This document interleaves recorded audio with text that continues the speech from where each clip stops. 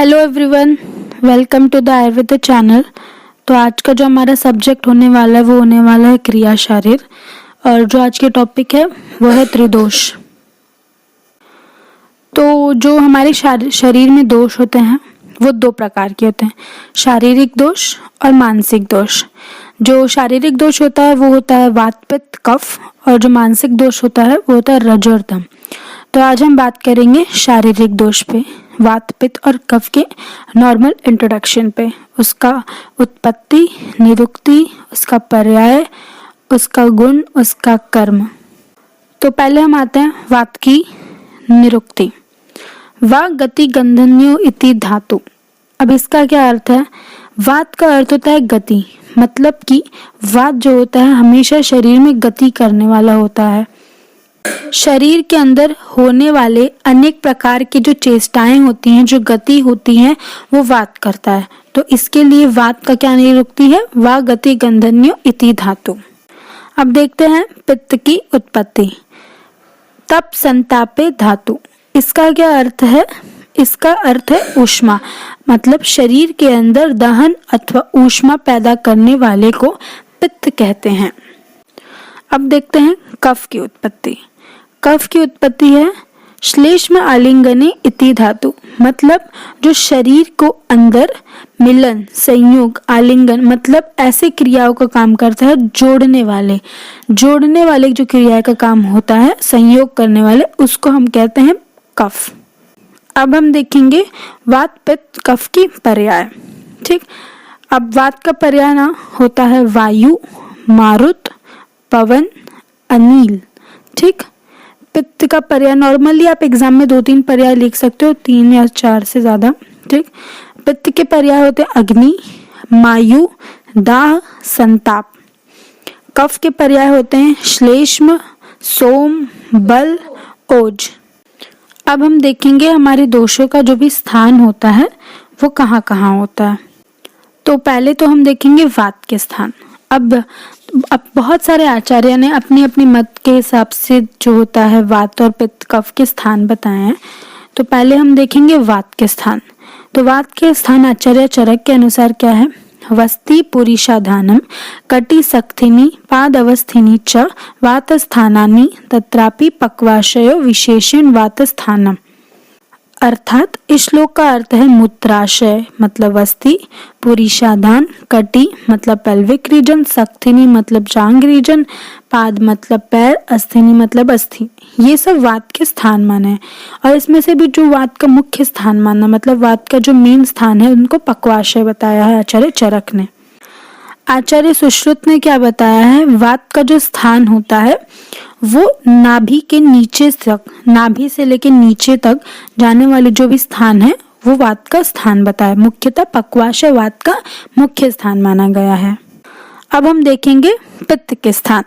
तो आचार्य चरक के अनुसार स्वेदो रसोलसिका रुधिर आमाशय च पित्त स्थानानि तत्राप्यो आमाशय विशेषण पित्त स्थानम। स्वेद मतलब स्वेट, रस प्लाज्मा, लसिका लिम्फ और रक्त, ये आमाशय पित्त के स्थान है। लेकिन आचार्य चरक ने बताया पित्त का मुख्य स्थान है आमाशय, और वात का क्या बताया था? पक्वाशय। तो स्वेद, रस, लसिका, रक्त और आमाशय ये पित्त के स्थान है, मुख्यतः आमाशय मुख्य स्थान है। फिर आचार्य सुश्रुत ने क्या बताया है? नाभि और जत्रु के मध्य का जो स्थान होता है, जत्रु मतलब क्लेविकल, नाभि और क्लेविकल का जो बीच का स्थान होता है उसी को पित्त का स्थान बताया है। तो आचार्य चरक ने पित्त का मुख्य स्थान क्या बताया है? आमाशय। अब हम देखेंगे कफ का स्थान। तो आचार्य चरक के अनुसार कफ का स्थान है उरा शिरोग्रीवा पर्व आमाशयो मेद श्लेष्माणाम स्थानानि तत्राप्यो उरो विशेषण श्लेष्म स्थानम।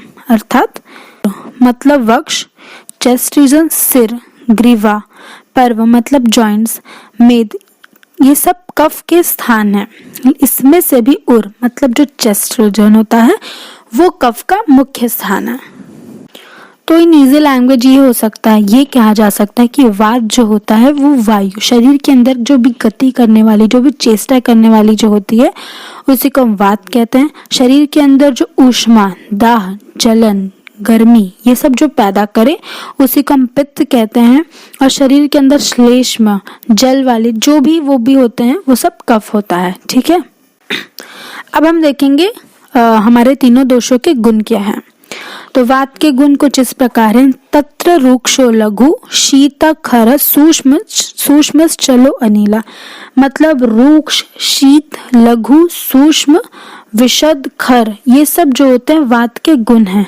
ठीक, मतलब वात का क्या कैसे हम बताएंगे वात है तो वात जहाँ जो रूक्ष हो, जो लघु हो, जो शीत हो, जो खर हो, जो सूक्ष्म हो, ये सब वात के गुण बताए हैं आचार्य चरक ने।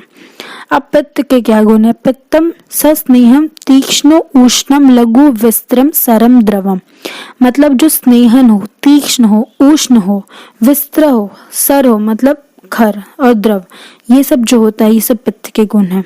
अब कफ, कफ के क्या गुण हैं। गुरु, शीत, मृदु, स्निग्ध, मधुर, स्थिर, पिछला, श्लेष्मणाम, प्रश्मन्यांति, विपरीतो गुणे गुणा। मतलब जो गुरु, शीत, मृदु, स्निग्ध, मधुर, स्थिर, पिछल ये सब जो भी ये सब गुण का यदि हम लोग सेवन करेंगे, ये सब गुण जो होते हैं कफ को बढ़ाने वाले होते हैं।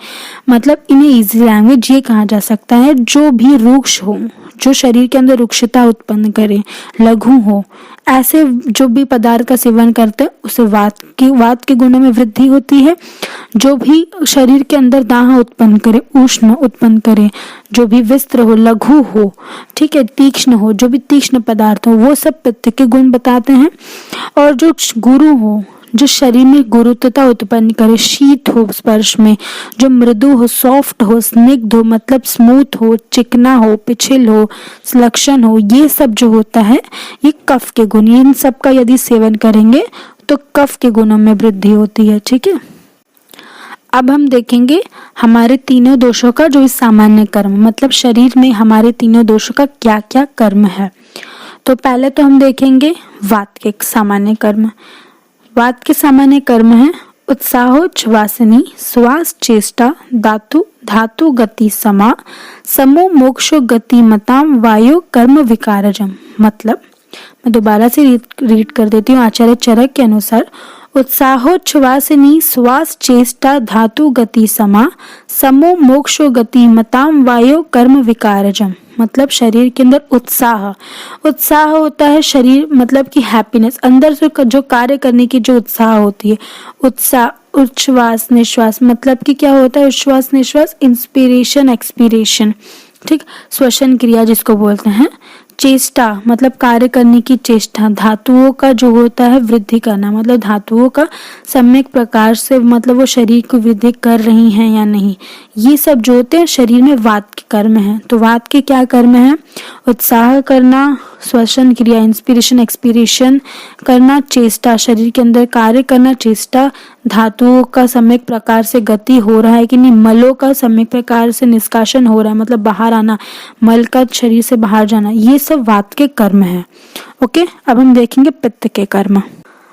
आचार्य चरक के अनुसार दर्शनम पक्ते रूष्मा च, श्रुत उतुष्ण देह मार्दवम, प्रभा प्रसादो मेधा च, पित्त कर्म विकारजम। मतलब देखना, पचाना, भोजन करने के बाद जो भोजन का पचाने का क्रिया होता है, शरीर के स्वाभाविक ऊष्मा को बनाए रखना मतलब शरीर के अंदर के टेम्परेचर को मेंटेन करना, भूख और प्यास को उत्पन्न करना, भूख प्यास लगती है जिससे शरीर को मृदुता बनाए रखना, शरीर के अंदर ग्लो, प्रभा, प्रसाद, मानसिक प्रसन्न, मेंटली हैप्पीनेस, मेधा मतलब बुद्धि, इन सबको जो कार्यरत रखने का जो भी कर्म होता है वो पित्त करता है।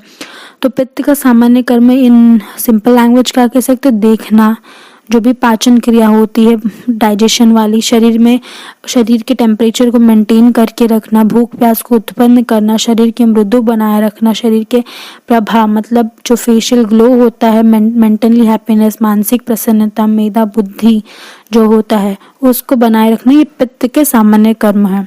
अब हम देखेंगे कफ के सामान्य कर्म। तो आचार्य चरक के अनुसार क्या है, स्नेहो बंध स्थिरत्वम च गौरवम, विशिता बलम, क्षमा गृत्ति लोभश्च, कफ कर्म विकारजम मतलब शरीर के अंदर स्नेहन, स्नेहन मतलब स्निग्धता, शरीर को जो होता है स्निग्ध बनाए रखना। बंधन मतलब अपने आपस में शरीर को बांध के रखना। स्थिरत्व स्थिर रखना शरीर को। दृढ़ बल प्रदान करना। गौरवत्तम शरीर के अंदर गुरुत्वता उत्पन्न करना। वीरता बल प्रदान करना।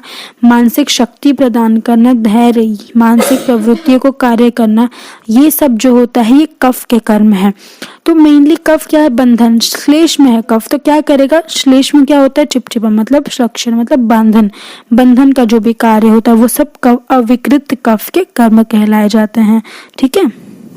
और अब आप लोग जानते हैं वात पित्त और कफ के जो होते हैं भेद होते हैं। वात के 5 भेद होते हैं, कफ के 5 भेद होते हैं, पित्त के 5 भेद होते हैं। तो ये जो भेद वाले हैं वो मैं नेक्स्ट वीडियो में बताऊंगी। फिलहाल के लिए जो ये नॉर्मल इंट्रोडक्शन था वात पित्त कफ की उत्पत्ति, निरुक्ति, पर्याय, स्थान, गुण, कर्म, ये सब इस वीडियो में था। जो भेद होंगे वो नेक्स्ट वीडियो में देखेंगे। तो नेक्स्ट वीडियो देखने के लिए आप हमारे चैनल को लाइक, शेयर और सब्सक्राइब ज़रूर करिए। Thank you so much.